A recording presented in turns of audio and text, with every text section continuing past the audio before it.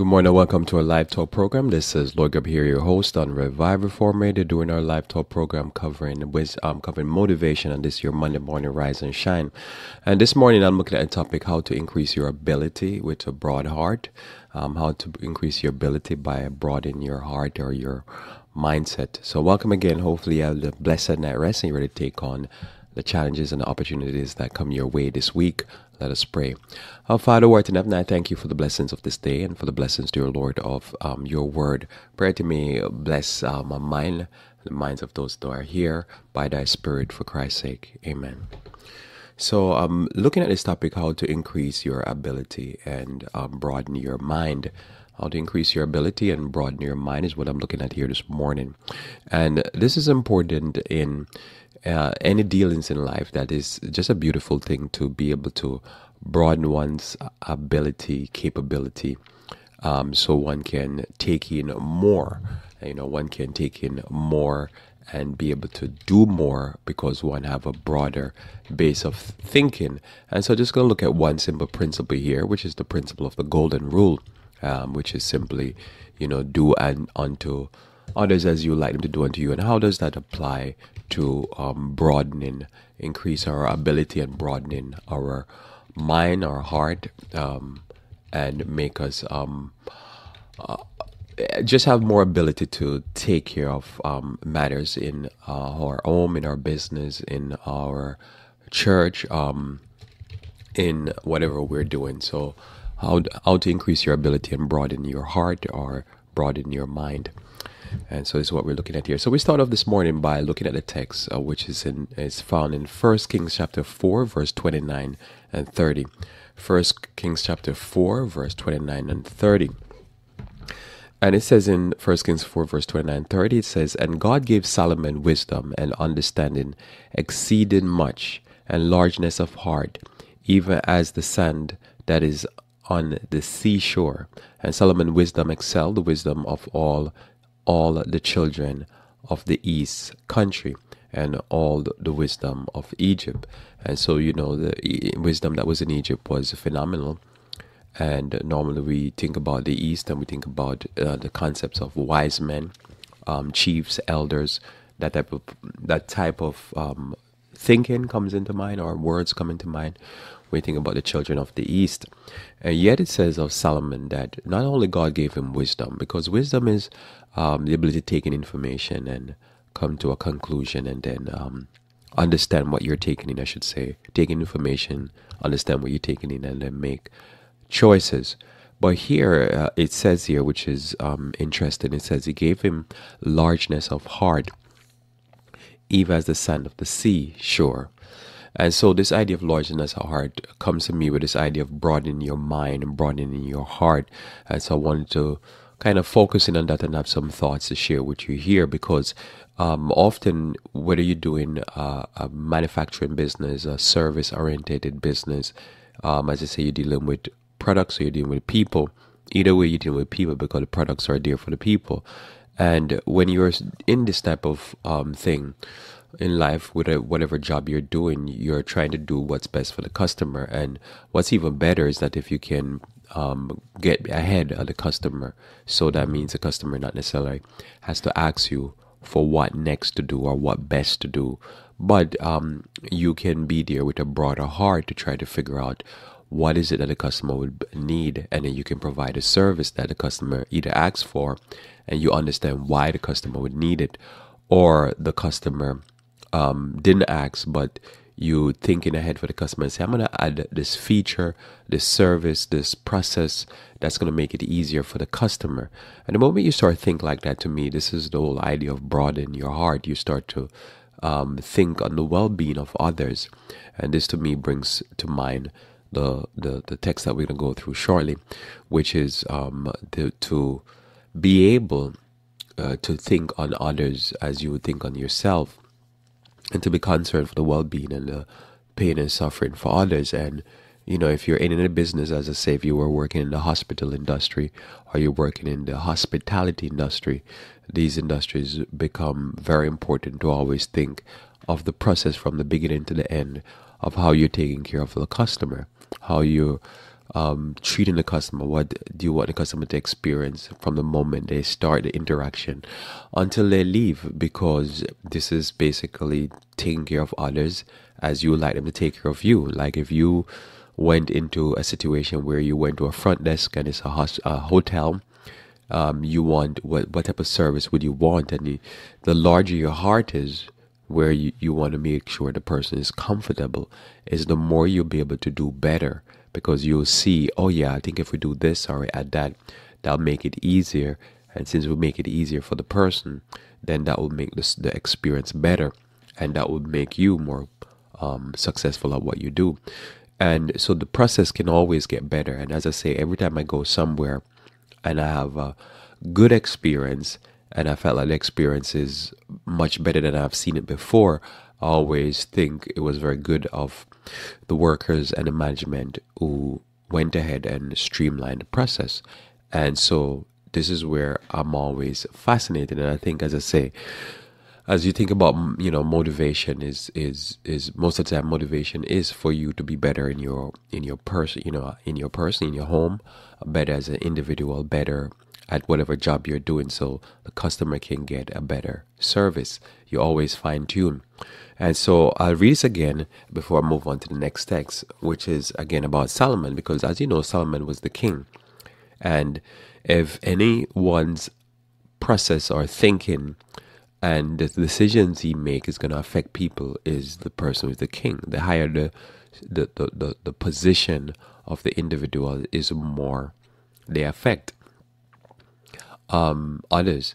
And most naturally, whether you're a parent or whether you are working a job where you're affecting, like a teacher, or you're in a job where you're managing, you're leading, you're again, the president of a nation. Imagine how Solomon's choices would affect Israel and even other nations, because as you knew, many of the kings from other nations came to saw wisdom from him. So imagine Solomon was affecting nations. His bad decisions were going to affect nations in a terrible way. He was going to give bad advice, and his lifestyle was going to affect them in a very negative way if he lives negative. If he lives positive, and he makes sensible decisions, he has a broad heart to really feel for what the people are going through, then simply he would bless the people in immense ways, because he would make decisions in ways that others wouldn't. Example of this came to mind before I read the text, that yesterday I was driving on the highways, and I noticed that if I had to go around people, if I had to overtake, I couldn't overtake almost none of the times, rarely. But the majority of the time, I should say, if I had to go around somebody on the turnpike or the parkway, you had to, most of the times, you had to go, especially on the turnpike, you see, you might have to go around people on the right lane. And the passing lane is the left lane. And, but yet you find that if you have to pass somebody, you have to pass most of the time, I would say probably 70% or more. I could be wrong, but I think that was my estimation. I was just observing it. You got to pass on the right lane. Now, the passing lane is the left lane. And, I found out the fast lane will be the left lane. And I find that fascinating, because you would think I'm driving and I'm observing that. And I've observed this for years now, that it's so difficult that people will go in the left lane and they'll sit there. So I'm saying, okay, if I'm driving and I'm observing that, then police are driving, observing that. Mayors, senators, state senators, the mayor of the state, all these people are in legislative offices. They're observing this also, that you people gonna block that lane up. Emergency vehicles have to go through this. If they have to pass, they always have to. That left lane is never open; it's always closed. And then a lot of time the right lane, which is the slow lane, is open. And so they're all observing this, and they go to work and they have to deal with this. But yet I'm there thinking, I'm saying, why is it that they would not unclog that lane by passing a legislation to make it illegal to sit in that left lane, and to make it be what it is? Because then you have more opportunity for people to create accidents by have to go in the right lane. to make a pass, or to do a pass. And I'm using the word pass over and over again. I'm trying to not use overtake. So you create a problem, and so then you fix that problem. But you want to imagine they must not be driving, or I'm just probably working my head up, but I'm observing others, and others are doing the same thing. They're constantly trying to pass on the right lane because the left lane is so clogged up. So that was interesting to note. So then I'm thinking about it and say, well, what it is, and it is the process. Like it's like this person is there, this was to pass rules and laws and structure situation, but they're probably busy doing other things that they're not really hired to do. The moral issues and religious issues they get themselves into, but instead of focusing on what is the citizen going through, and let me streamline this process so that I don't frustrate myself, the emergency vehicles, the police, all these people that have to deal with this type of stuff where people are sitting. Because I've seen it where police have the light blaring and they fly down behind somebody in the left lane, and the person just sit there like they're doing their nails, or they're probably, like they say somebody one time was driving how fast, and they were playing, like they were practicing their trumpet while on the highway. And this guy was doing it, and they had to pull him over. But what's going on there where they don't say, I think we need to fix this? So you're there and you're like, why someone don't fix this? And you'll be like, probably I don't need to talk about something like this, because it's just you're frustrating yourself over nothing, I guess. But dealing with that, I just give this as not a major example, but it's an example of how the process need to be straightened out. But if the process straightened out, then everybody have a better experience. And you want to make all the experiences that, whether it be in your personal life, I'd say in any type of situation, you want to straighten these things out as much as possible. Because I don't know. And I say this because I think it was Virginia this year passed a law to basically ticket anybody that sits there in that left lane. I think it's probably the only states, I'm not sure, that has this as a rule. But it absolutely makes sense to me. And so when one state passed it, I say, oh, so other people been frustrated by this thing here, and I wonder why they never fix that problem. So when you look at this text, and I'm going to read it again, as I said a few minutes ago, when you look at this text here, and it simply says that, and God gave Solomon wisdom and understanding, exceeding much, and largeness of heart, even as the sand that is on the seashore. And Solomon's wisdom excelled those of the children of the East, and then also of Egypt. So the wisdom, I think, is a good thing, but without the largeness of heart, the wisdom to me would not be as effective. So because, okay, you're wise to understand situation, to take in information, but you really don't care. Well, that doesn't work. Doesn't work. You see what I'm saying? Because there's somebody who could give me a better explanation of what's going on and all this type of stuff and break it down for me and blow my mind. And then they say, but I don't care. I'm going to the bar.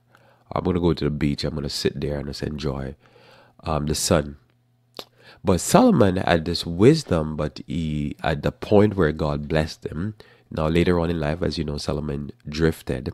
But at the point where God blessed him in this way, at this point he gave him largeness of heart.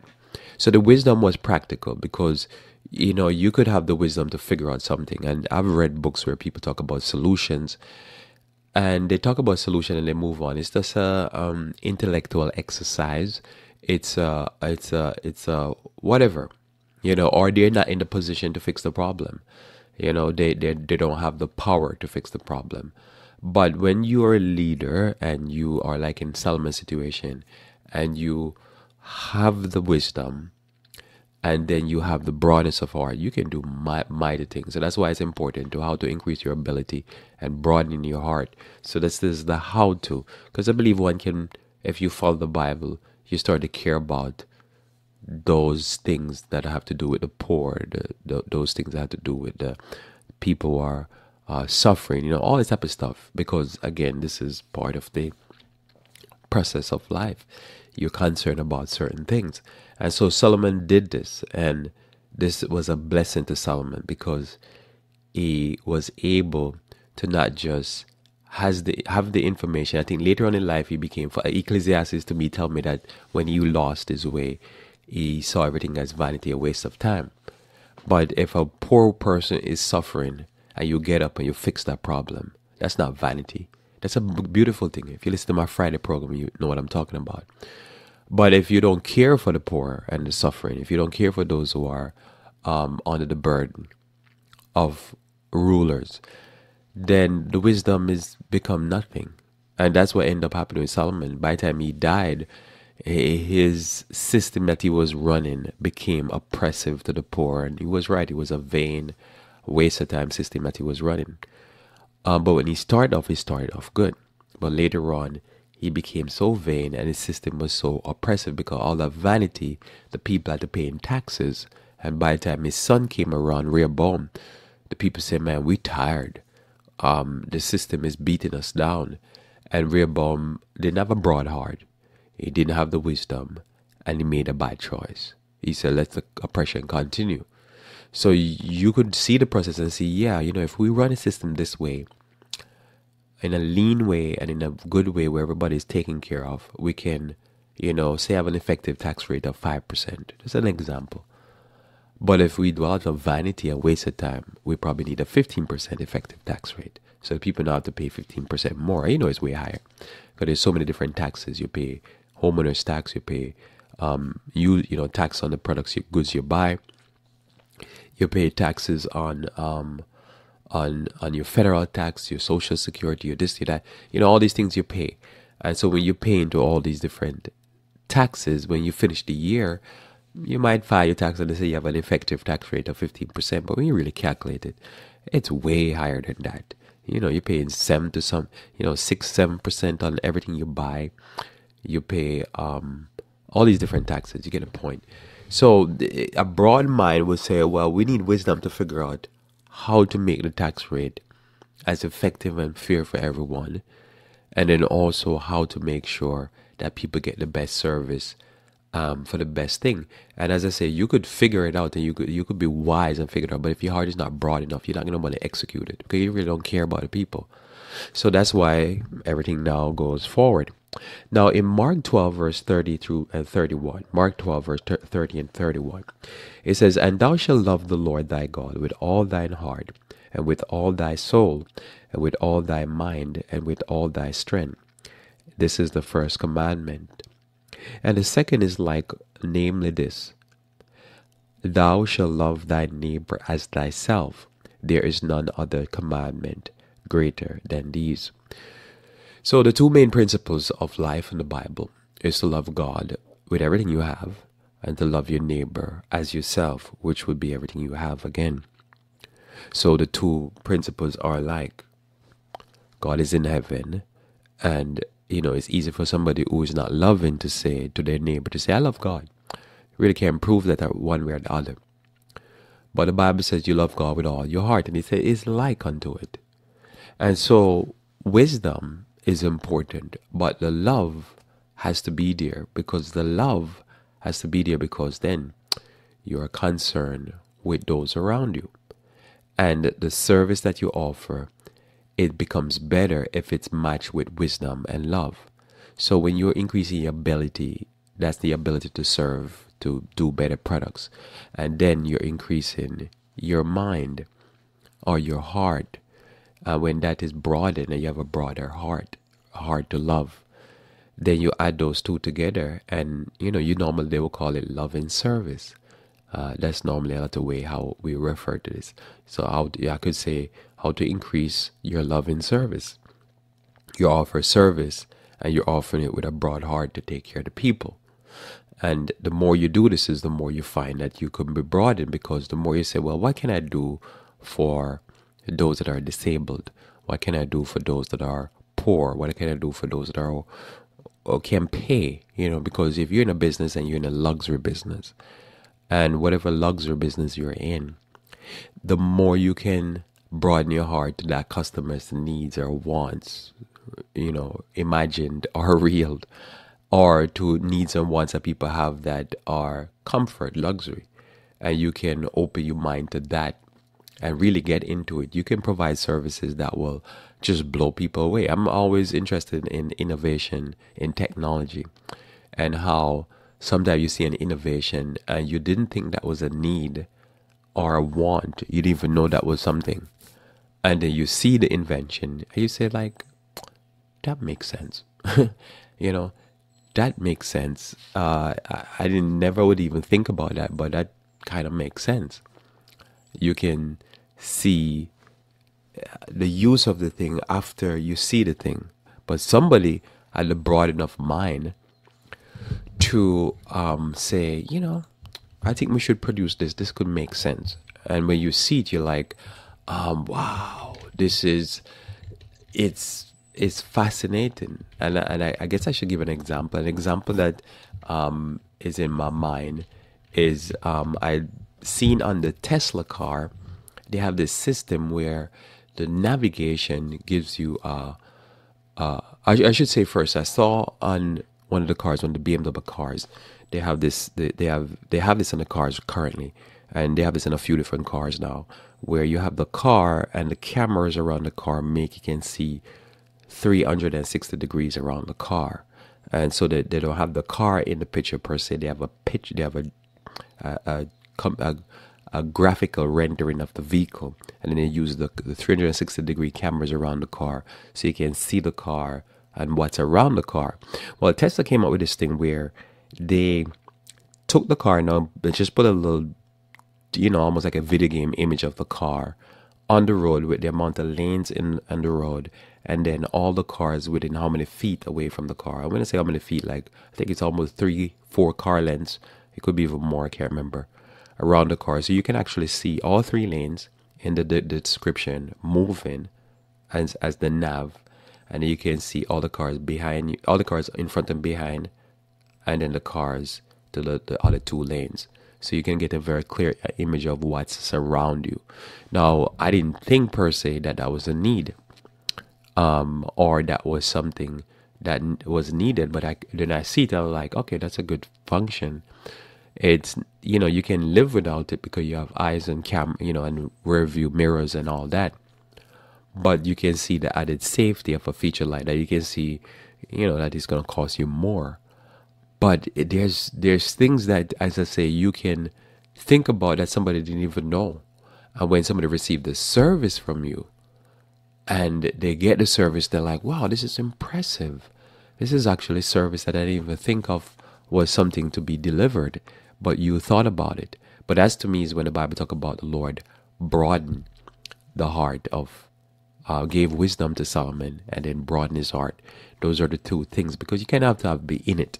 Like whoever designed those type of system, they're really into this, that they're thinking so much on this stuff that they're coming up with ideas that you didn't even know was a service that needed to be rendered, much less. And then when you get the service, you'll be like, oh, that, as I say, I could live without it, but that surely make the creature more comfortable.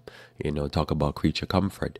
But any job you're doing, that's basically what you're doing to some limit or level. You're just simply making the customer or whoever interacting with your product, it's always a customer. You're making them become more comfortable and giving them services that they not necessarily think is even needed. But you're just making the creature more comfortable. As you know, they have a lot of cars now with heated and cooled seat. So in the summer, you can sit down the seat and it's nice and cool. In the winter, you can go in the car and it's nice and warm and it's toasty. It might not be something that somebody was thinking about is needed, but it's something that is, it's a nice thing. Now they have with electric cars, they can precondition the cars, all of that type of stuff. And so the car, no matter if it's in a building or outside, because it's not combustible engine, you can keep the car cool or warm. So when you go in there, it's perfectly ready for you. These are just services that, again, when you start to think and start to say, how do I do this? Well, I really believe that's how you do it. To me, when I think about David, and David says he wanted to build a temple for the Lord, a structured temple, a permanent building for in a time when the Israel was still using the tents. And at that time, I'm sure the tents were growing old. But David said, hey, look, why we don't build a nicer building for you? This is to me the old idea of love. When you start love, you start to think on the person. It's hard to become more concerned with the well-being of those around you. But also, you go beyond just concern with protection, well-being. You start thinking happiness. What makes them happy? What makes them comfortable? And you say, well, I might do this because this is going to make them a little bit more comfortable, and I want the person to be as comfortable as possible. And this is, to me, love and service. So when you start to think on that, you start to think, what can I do for the service of God, for the worship of God, for the environment that people come to worship, for the understanding of God. We talk about things here, and sometimes we have to deal with some issues. But some of the issues I bring up is issues that I never even thought about per se to discuss. But sometimes I'll be online and I read an article, and I say I'm going to answer the article. I don't necessarily go and write the order of the article. I just come here and I make a presentation, and I'm talking about an issue. And somebody be like, why is he talking about this issue? I'm talking about this issue because sometimes I'm talking about an issue that is being put out there and people believe that so it is. And so I'm answering for those who listen, at least to me. I want to give an answer for the issue. Sometimes I guess my feeling is I don't talk where am I seeing the issue or why am I dealing with this issue. But sometimes I'm just dealing with it because I believe it needs to be answered. And I've talked about this, but I'm thinking I'm going to talk about it a little bit more in the future, which is sometimes people say in the Bible, God is barbaric. He's a mass murderer. He kills a lot of people. So people say, I reject the Bible. And it could be someone that's pro-life. Pro-life person could be anti-abortion, anti the death penalty. And so they'll be like, God is a mass murderer. God killed people. Okay, the Bible says God is love. And so they say, hey, let's throw away that Bible. Lord contradict himself, because somebody taught them that, all life is about is love, love, love. And God is love, and love means no justice. Love means no punishment for evil, because all you do is just love. It's just always love. It's 100% love. And you never, there's no need for police. There's no need for the military. And so sometimes I'm dealing with the issue, and probably sometimes I start off by not explaining. I just start talking about the principle. I don't because I don't believe always you debate stuff. You just sometimes put whatever truth out there, and then people have to figure it out themselves or deal with it. But sometimes that's what I'm doing. Now, somebody say, why you do this? Because I'm trying to broaden my heart to love the Lord. So I defend what I believe is God, and I defend the Bible, because the Bible has been a blessing to me, and because I don't see the Bible like that. And so I want to increase my heart, increase my love for God, increase my love for humanity. It's just I'm serving God and human beings. Because remember the principle that we just read. It says the love God is similar to love. The next commandment is similar to love God. It's love human being like yourself. And people really love themselves, at least some people. So how am I increasing? I'm increasing when I fight those battles. And I fight back, so to speak, because I believe that there's a place for fighting back. I'm broadening my heart for God, because then I don't walk around with this thing in my head that God is a mass murderer.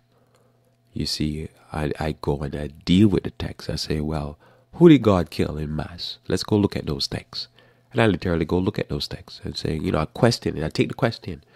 Somebody say God is a mass murderer. I say, hey, let's analyze that. Who did the people God kill in mass? Oh, I say God killed those murderers in mass. Oh, and they're upset that God did that. And think about it, you think about the story of Egypt. Egypt murdered the little children. They didn't just commit abortion. They basically kill all the firstborn, the little boys that were born from the Hebrews. So when it was time for the Lord to kill their firstborn, people say, oh, God is a mass murderer. But they forget the story. It's the same thing. God, the rapists and sodomites that would rape and kill people. The rapists in Sodom, God murdered them in mass. So somebody says that wrong. Well, I believe God is just. God never just said he's just love. He's just. There's punishment for evil. And so on and so forth. You can take all, whether it be the murderers in Canaan or all these different people, all these barbaric people, God, deal with them. And so I deal with those issues. And somebody said, why are you talking about these issues? Because People reject the Bible because of those issues. You know, you look at the story, and I remember the first time I read in Ellen G. White's writing. That's why I know people had to reject her as a prophet. Because when I read her writing, and she said that the Civil War, which is the most bloody war on American soil, was a payback to America for slavery. I was like, wow, I never heard anybody say that. Never heard anybody say that. And so then you look at it and you start to see, oh, and then it make you love God more, because you say, okay, God is balance, is fair and balance. He's a just God, and that makes him even more lovable, because you can love a God that pay back. But if you see a God that sides with the rich and allow the rich and the mighty to abuse and and do bad to people, then you say, what kind of God is that? Why would I love a God that's like that? So the same reason why people say God is a mass murderer is the same reason why I love God. Because who is he killing in mass? You see, that's the thing. He's not killing innocent people in mass. He's killing people who killed innocent people in mass. When God sent the bubonic plague and the Muslims to attack Europe and wipe them out because of their abuse of and the murdering of the Christians, I don't say God is a mass murderer. I don't say God is bad. I say, oh, I love God more because he's fair. He takes care of those who are innocent that are being murdered by the powerful in the world. So that increases my heart to love, because I don't have no holdback, and I have no like, oh, I can't love God because God is not fair. I said, no, I love God because he take care of his business, and he give the business to those who are beating up the poor people. So I love God more. Other people say they hate God for that. They don't like it. They don't like that God killed murderers. You know, that's to each their own. So when you're doing this type of thing, like for me, I have to lead out, I have to stand in front of people, preach the gospel. I have to preach it with a clear mind. So I have to analyze these things. So others won't analyze it, but I have to, because then I can't preach with power. I can't preach with confidence, because my confidence is rocked by even simple statements and articles that people read. You know, when I deal with this type of stuff. So I'm giving you a practical thing, because it still always go back to love and service. I have to love what I'm doing. And if I have these holdbacks, I can't love it. And it's the same thing within the industry. If you're in an industry and you love what you're doing, then you can serve better. There goes the broadening of the idea, or the mind, or the heart. When you have a broad heart to love what you're doing, if you're somebody that's in theater and you love, theatrics and all that type of stuff, and you love the people coming and having a good time, and that's you see as your business, then the more you love it is the more your heart is going to be in it, and it's the better you're going to be able to do. And people are going to see that shining through, because they see that you're really into this. And it's the same thing. I have to be really into this. And that's why sometimes I deal with some of these issues. Somebody say, why do you talk about certain issues? Because I'm talking about them because I believe if there's a God, he's going to fix the business. He's going to give the business. He's going to be merciful, number one. And he's going to hold off. And so I watch that. I say, okay, does God hold off? Because somebody said there's no God. So I say, God is a lawgiver. So he work by principle. So you can follow him. And so when I see God hold off, and then I see God will wait, and then boom comes the beat down, I say, yeah, I believe in God. God exists. He'll hold off a little bit, but he won't hold off forever, he says. So I can be more confident in what I do, and it broadens my heart, because it's the business I'm in. So this is my business, so I'm excited about my business, and I can preach my business, and I can make statements that my people not like, but I can be right because I'm understanding God and how he works. It's the same thing in any business that you're doing. If you're doing the same business that I'm doing, or you're doing a different type of business, the more you're into it and the more you tweak it and whatever, you understand your business, you can do things, and people can say, wow, you're really good at this. And you'll be like, yeah, because I really love it. My heart is broad when it comes on to this type of stuff. I take it all in. And the Lord bless me and increase my ability, so then I can tweak things and make things better. So it's always better. They say the job that you love is like it's not work. It's still hard labor, but you enjoy what you do. But if you do a job that you're not really into, it's hard for you to provide proper service. And I've been a child to now, I've been in situations where somebody is delivering a service that they hate, and they make it horrible. I had some very good teachers and I had some bad teachers. And always the bad teachers, I think it was always an account of they really didn't want to be there. They really didn't enjoy the job. And so because they didn't want to be there and they didn't enjoy the job, they made it miserable for the students. It's the same thing. The flip of that is that if you have students and they don't want to be there and they don't enjoy being a student, they make it harder for the teacher. And so, but when you have both come together, you have the student who want to learn and you have the teacher who want to teach. Wow, the teacher can really innovate, become creative, and they can put in extra labor. They can be exhausted, but they still feel like, wow, this is rewarding because this is love and service. And my service is being rendered and people are receiving it. And that's the difference. Somebody say, well, sometimes we talk about, is it about pay or no pay? Never about the money if you really love it. You just have to get paid for what you do. But the bigger thing is about the love and service. You enjoy working with these people. You enjoy serving these people. They enjoy your service. You look forward to going to work. When you go to work and it's miserable, you don't look forward to it. So you love the Lord with everything you have. And you love your neighbor as yourself. Especially if you can find neighbors to love. I'm going to tell you this. When you find people that you can pour in a blessing and they can receive the blessing, it makes pouring the blessing better. When you're dealing with people who are unappreciative, it makes you feel like, it's not really worth it. This is one of the reasons I really believe, separate from the beauty of God, this is something that I believe will blow our minds away. This is a hunch I have, not just because I read some Bible text, but I believe that whatever the Bible says, eyes have not seen and ear has not heard what the Lord has prepared for us. I believe all that's going to be impressive, but I believe God Himself is going to be the show. That's what I believe. I really believe this. I believe that's going to be the blowing away. You think about the creative works of God, and you think about from my personal point of view. You think about the creative work of God, and you think about the sun, the moon, the star, the earth, the trees, the animals, blah blah. All of this is impressive. But what's impressive is a human being. What's even more impressive is the last created thing, and the Bible tells us is female. That's the most impressive thing. If you think about it, that's the most impressive thing. It's the being, it's a human being. And so when we talk about, I'm impressed by design, engineering. I'm impressed by gardens, animals, all blown away. But the most impressive thing is actually human being. And that's why I believe angels, God Himself, that's going to be the interest, the blown away. But yet, we really can't appreciate God and love God unless we love His Word. That's why Jesus came to us as the Word. That is why I'm trying to preach some Word, because the Word become important. And so, this is what it is. Now, notice here the Bible talks in things that we're not supposed to do. But love and service, I'm going to read for you Leviticus 19, verse 14 through 18. But love and service is not just thou shalt not. You see, this is where Lord started us off, and this is where we all start. As sinners, we start off with thou shalt not, because that's the only way to start. But the more you get into it, it's less about what you shouldn't. That's still there. That never goes away.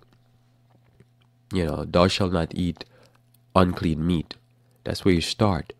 But as you get into sedentary lifestyle changes, you start to go way beyond thou shalt not.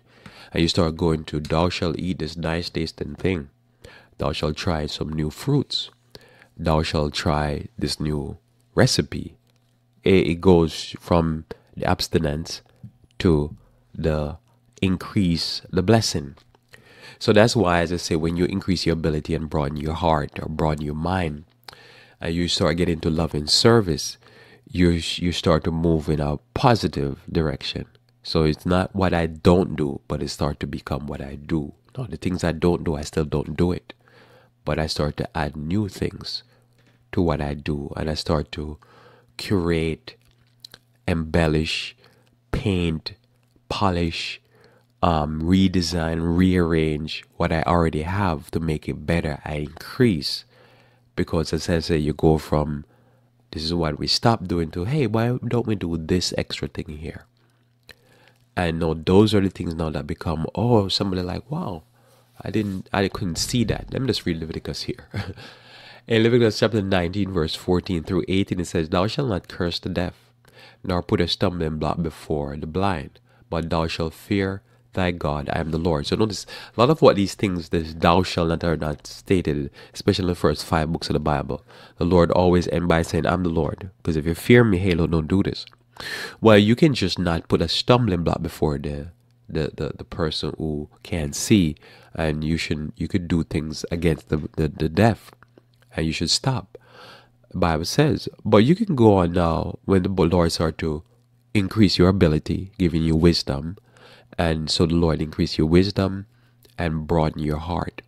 So as the Lord increase your wisdom and broaden your heart, what end up happening, like with Solomon, you start to say, well, instead of we put in a stumbling block, why don't we make things that is more accessible to those that are disabled? Which is a different process. You move in a different direction. So you become more progressive. And your progressiveness causes you to do more instead of just not doing wrong. Notice here, ye shall do no unrighteousness in judgment. Thou shalt not respect the person of the poor, nor honor the person of the mighty, but in righteousness shalt thou judge thy neighbor. Thou shalt not go up and down as a talebearer among the people, neither shalt thou stand against the blood of thy neighbor. I am the Lord. Thou shalt not hate thy brother in thine heart. Thou shalt in any wise rebuke thy neighbor, and not suffer sin upon him. Thou shalt not avenge nor bear any grudge against the children of thy people, but thou shalt love thy neighbor as thyself. I am the Lord. So you see this very straightforward and powerful principle here. It's very important. Don't do these bad things against your neighbor. Don't do these bad things against your neighbor. Very important. But you can go beyond it and say, what can I do for my neighbor? How can I bless my neighbor? How can I do something that's good, that's going to benefit my neighbor? Which is a different process. It's a different way of thinking. This is now, to me, you're increasing your ability. Because the moment you start to think like that, that's your heart being broadened or open to your neighbor. And your ability is going to increase because now you start to have to think, as I say, outside the box that you're in. You have to get out of that box. And you start to say, what can I add more to my neighbor? How can I make my neighbor's life more comfortable? How can I ease the burden of my neighbor? And when you do that, it changes your outlook and your thinking, because now your brain is going to have to start pressing in a different direction. You have to start taking on new abilities. Probably you have to learn something new to be able to bless your neighbor. And that's where growth takes place, because it is a different way of thinking. And this is why I was saying that when you start thinking like this, whether it be you're looking at the building and how the building is structured, laid out, and you're thinking, how much more could we serve here? We start thinking about any process. You start to, even as I say, just driving on the highway, this becomes just my mind's constantly thinking on these things. Why don't they fix this? This would be nice if they did it this way. Because if they did it this way, this would be better for everybody involved.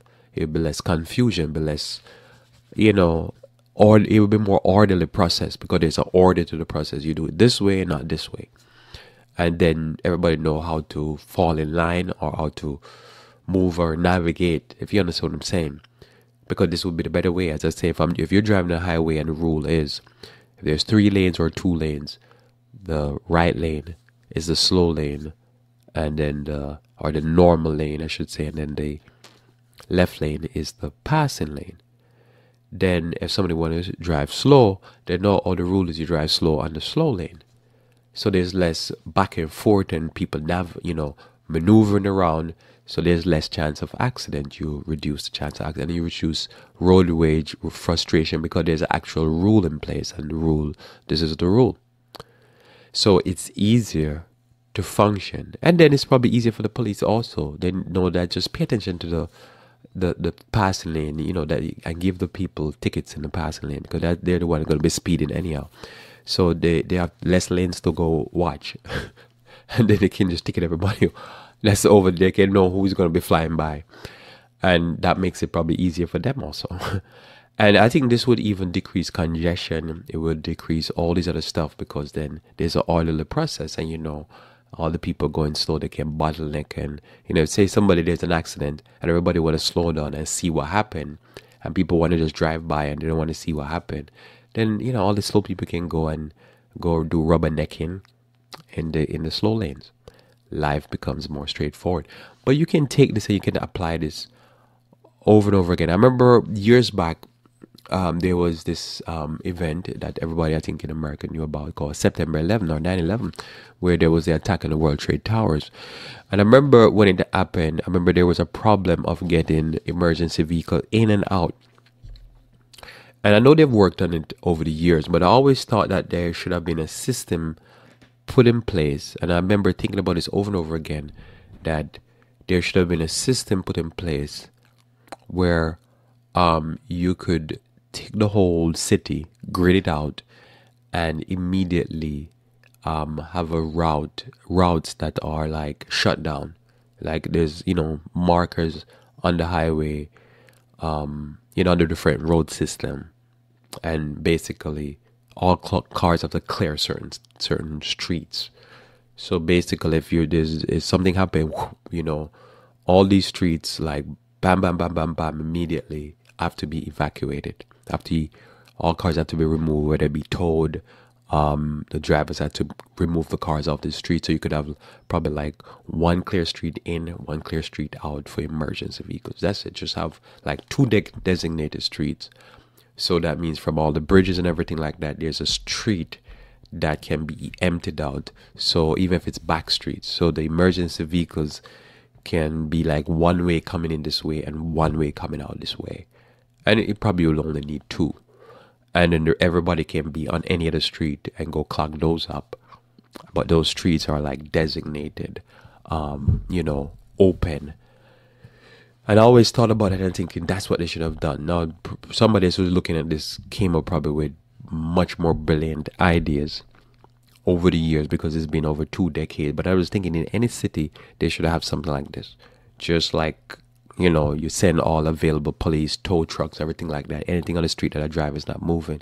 And that street is like, it's all shut down. Lights goes off, everything clear. Street has to be cleared. You just move everything out of there. And all the other streets now can be clogged. And, so you can get emergency vehicle out, you can get emergency vehicle in. Because then you see that sometimes it's minutes, half an hour, probably an hour.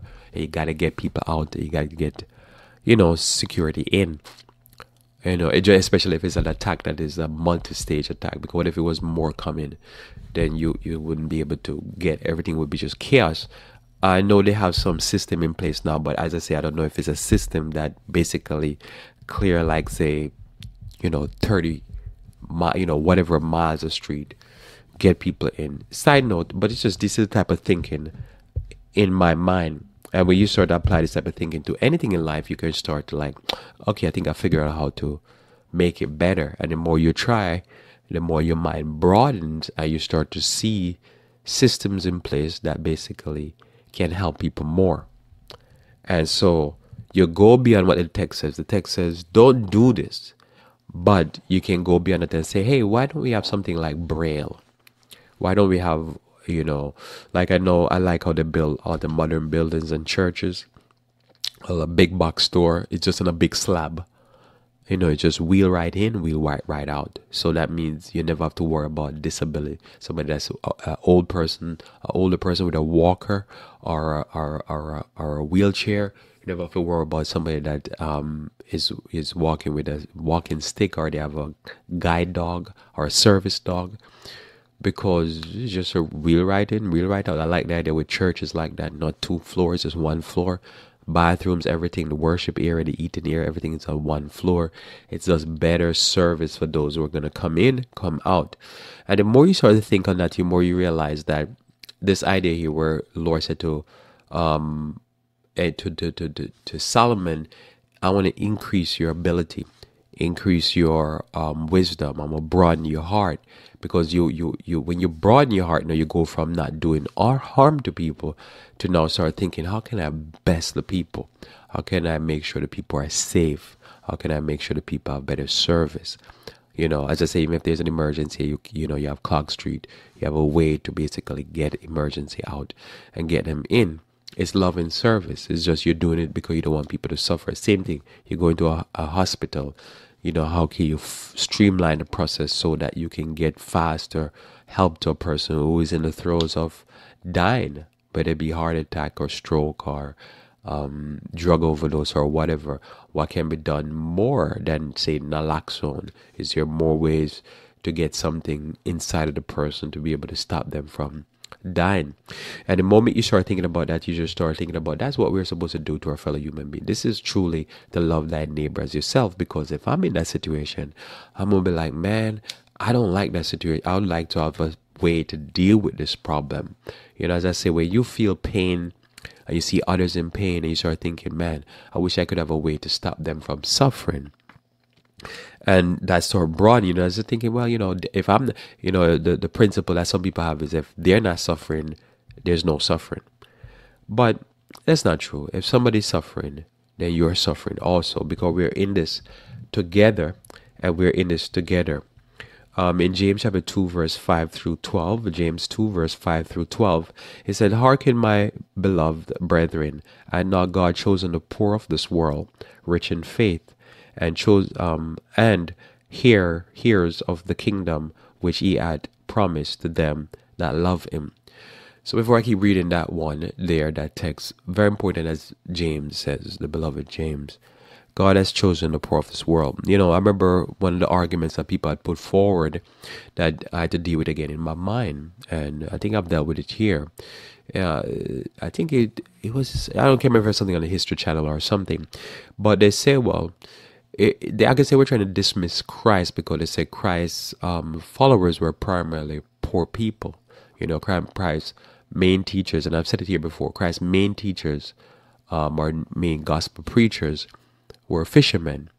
They were not wholly fishermen, but the most prominent ones, especially Peter, most naturally James and John, they were fishermen.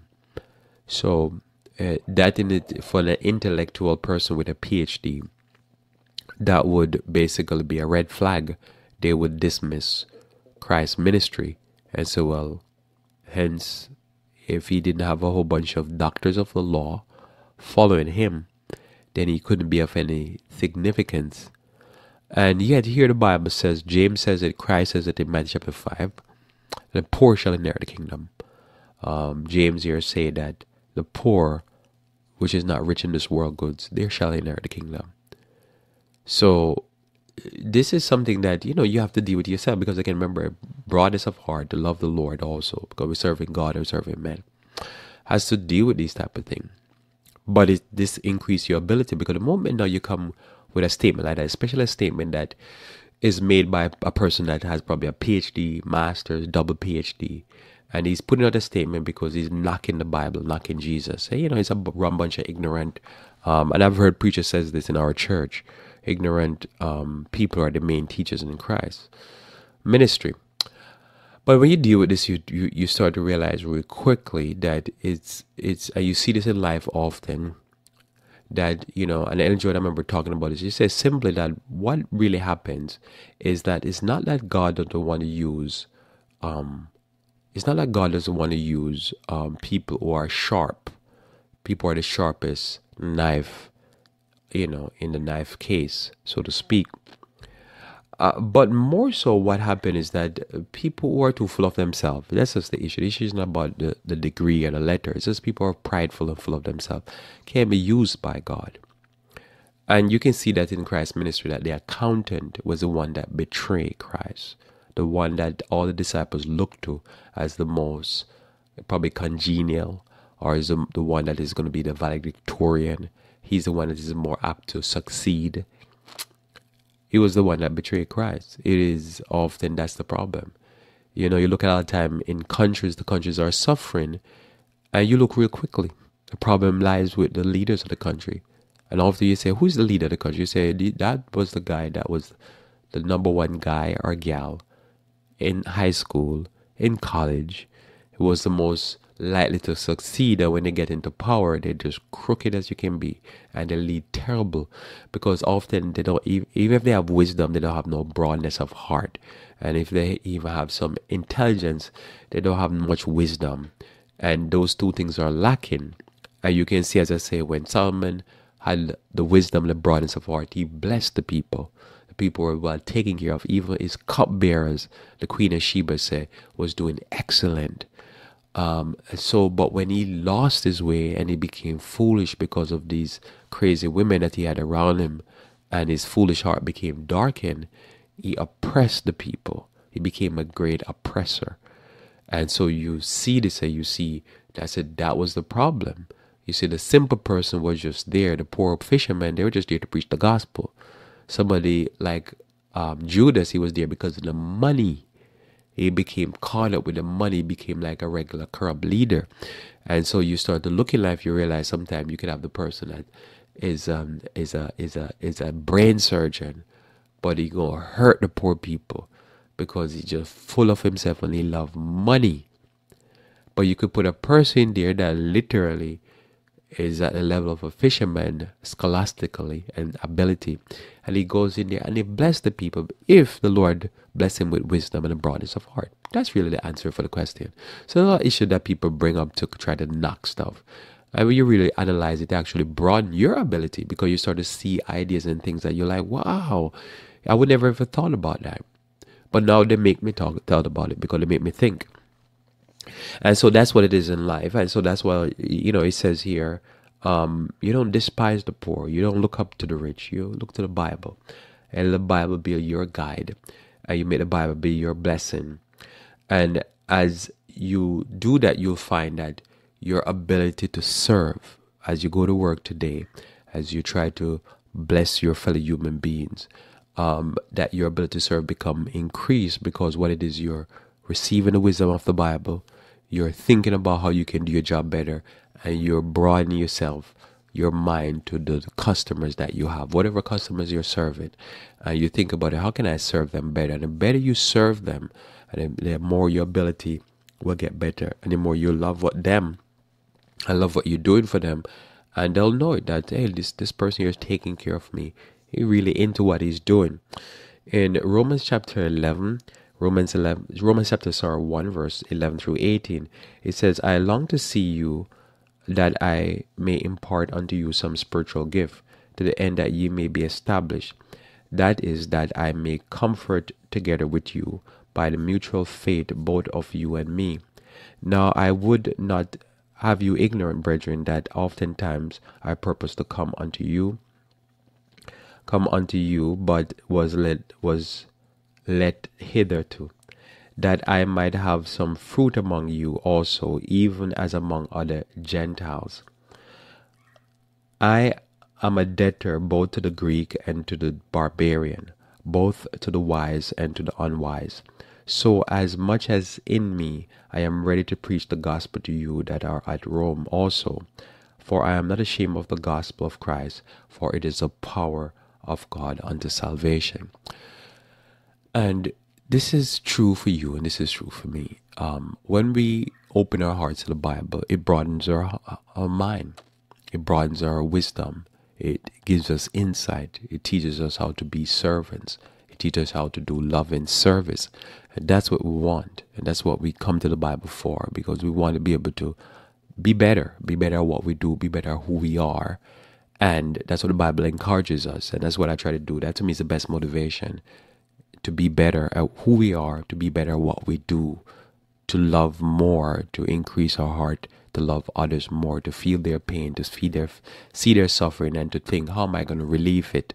And how can I relieve it? With even in any way, shape or possible, any circumstance. I just want to be able to relieve it, and then also give service where they can enjoy some life. And you start doing that, the Lord broadens your heart. Just the mere fact that you think this is what I want to do, and broaden your influence and your ability to bless others. Let us pray. Our Father who art in heaven, I thank you for the blessings of this day. I pray, dear Lord, you may be with us as we continue to study, continue to look into these things. And I pray, Lord, for increased wisdom and increased broadness of heart to serve others. Bless those that are listening here with that request. Also, we pray for Christ's sake. Amen. Thanks to be with me here on Revive Reform Radio. Looking forward to talking to you live again tomorrow morning, where we should talk about the importance of church. Until then, I pray that you may continue to walk with the King.